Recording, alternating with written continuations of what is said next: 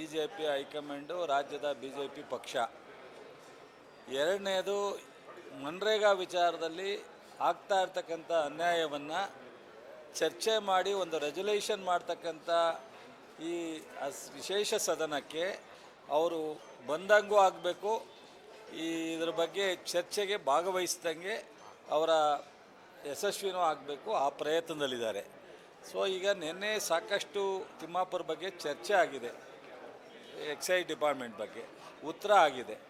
ಬಹುಶಃ ಈ ಒಂದು ಅವರು ಬಿಸ್ನೆಸ್ ಅಡ್ವೈಸರಿ ಕಮಿಟಿನಲ್ಲಿ ಕೂತ್ಕೊಂಡು ಎಲ್ಲ ಸುಲಲಿತವಾಗಿ ಚರ್ಚೆ ಆಗಿ ಮನ್ರೇಗಾ ಬಗ್ಗೆ ರೆಸಲ್ಯೂಷನ್ ಮಾಡಲಿಕ್ಕೆ ನಾವು 2 ದಿವಸ ತಯಾರಿದ್ದೀವಿ ಅಂತ ವಿರೋಧ ಪಕ್ಷ ನಾಯಕರು ಮತ್ತು ಅವರ ಸಹ ಸ್ನೇಹಿತರುಗಳು ಒಪ್ಪಿ, ಈಗ ನಿನ್ನೆ ರಾತ್ರಿಯಿಂದ ಈ ಒಂದು ಇದಕ್ಕೆ ಇಳಿದಿದ್ದಾರೆ. ಅಂದರೆ ಅವರಿಗೆ ಈ ದೇಶದಲ್ಲಿ ಮನ್ರೇಗಾ ಅವರ ಬಿ ಜೆ ಪಿಯ ಸರ್ಕಾರ, ಕೇಂದ್ರ ಸರ್ಕಾರ ತಗೊಂಡಿರೋ ತೀರ್ಮಾನವನ್ನು ರೆಸಲ್ಯೂಷನ್ನಲ್ಲಿ ಇವರು ಕೈ ಜೋಡಿಸೋದಕ್ಕೆ ತಯಾರಿಲ್ಲ. ಅಷ್ಟೇ ಬಿಟ್ಟರೆ ಅವರ ಉದ್ದೇಶ ಏನಿಲ್ಲ.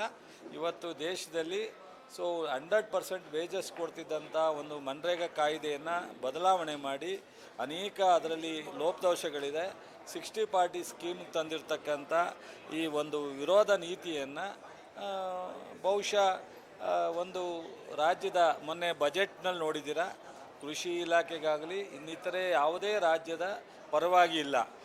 ನಾಚಿಕೆ ಆಗಬೇಕು. JDS ಬಿ ಜೆ ಪಿ ಒಟ್ಟಿಗೆ ಮಂತ್ರಿಗಳಿದ್ದಾರೆ, MP ಗಳಿದ್ದಾರೆ.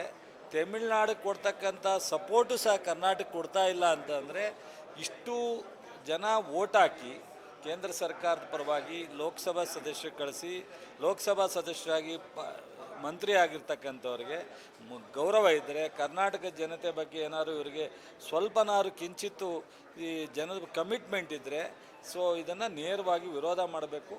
ವಿರೋಧ ಮಾಡ್ತಾಯಿಲ್ಲ, ಅಷ್ಟೇ ಇವ್ರದ್ದು ದುರದೃಷ್ಟ ಅಷ್ಟೇ. Thank you.